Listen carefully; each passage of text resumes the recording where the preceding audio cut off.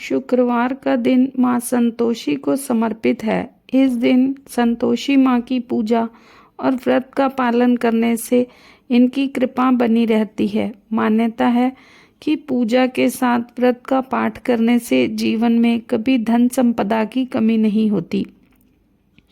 हिंदू धर्म में हर दिन किसी न किसी देवी या देवता की पूजा अर्चना की जाती है। वैसे ही शुक्रवार को माँ संतोषी की पूजा का दिन माना जाता है। जो भी व्यक्ति शुक्रवार का व्रत करता है उसे जरूर संतोषी माँ की व्रत कथा पढ़नी या सुननी चाहिए।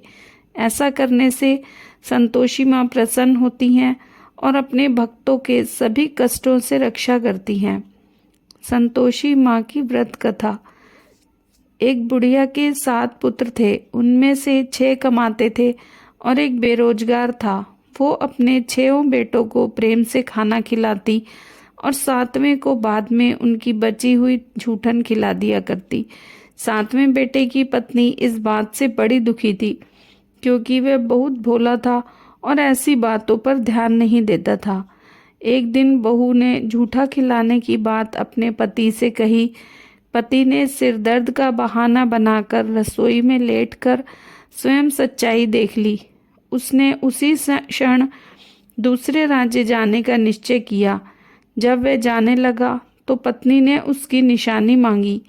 पत्नी को अंगूठी देखकर वह चल पड़ा। दूसरे राज्य पहुंचते ही उसे एक सेठ की दुकान पर काम मिल गया और जल्दी ही उसने मेहनत से अपनी जगह बना ली। इधर बेटे के घर से चले जाने पर सास ससुर बहू पर अत्याचार करने लगे।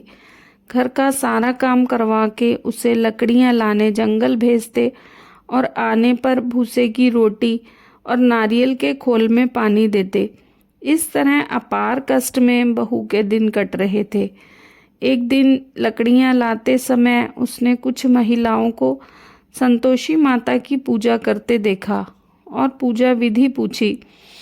उनके कहे अनुसार बहू ने कुछ लकड़ियां बेच दी और 1.25 रुपये का गुड़ चना लेकर संतोषी माता के मंदिर में जाकर संकल्प लिया। 2 शुक्रवार ही बीते कि उसके पति का पता और पैसे दोनों आ गए।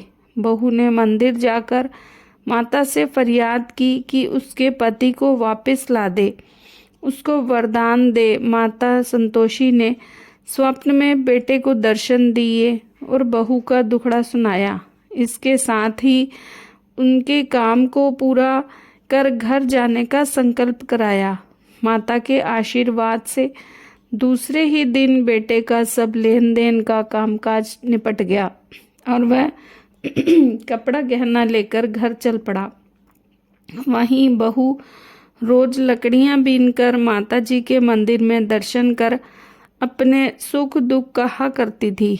एक दिन माता ने उसे ज्ञान दिया कि आज तेरा पति लौटने वाला है। तुम नदी किनारे थोड़ी लकड़ियां रख देना और घर से देर से जाकर आंगन से ही आवाज़ लगाना कि सासू माँ लकड़ियां ले लो और भूसे की रोटी दे दो, नारियल के खोल में पानी दे दो। बहू ने ऐसा ही किया। उसने नदी किनारे जो लकड़ियां रखी उसे देख बेटे को भूख लगी और वह रोटी बना खा घर को चला। घर पर माँ द्वारा भोजन का पूछने पर उसने मना कर दिया और अपनी पत्नी के बारे में पूछा। तभी बहू आकर आवाज़ लगाकर भूसे की रोटी और नारियल के खोल में पानी मांगने लगी। बेटे के सामने सास झूठ बोलने लगी कि रोज़ 4 बार खाती है, आज तुझे देखकर नाटक कर रही है। ये सारा दृश्य देख बेटा अपनी पत्नी को लेकर दूसरे घर में ठाठ से रहने लगता है। शुक्रवार आने पर पत्नी ने उद्यापन की इच्छा जताई और पति की आज्ञा पाकर जेठ के लड़कों को निमंत्रण दे आई।